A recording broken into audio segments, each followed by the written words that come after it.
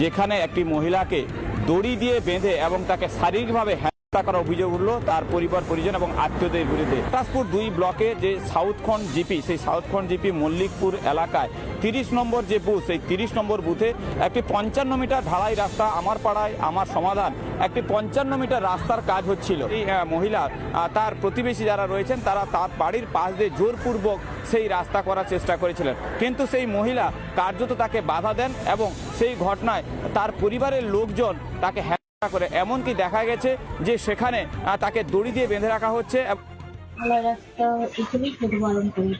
রাস্তা total 100 metre রাস্তা রয়েছে, তার মাঝখানে তারা ঢালাই রাস্তা করেছে।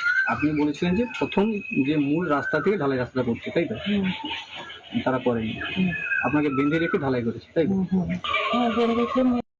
কিন্তু কোনো নিরাপত্তাহীনতায় ভুগছেন?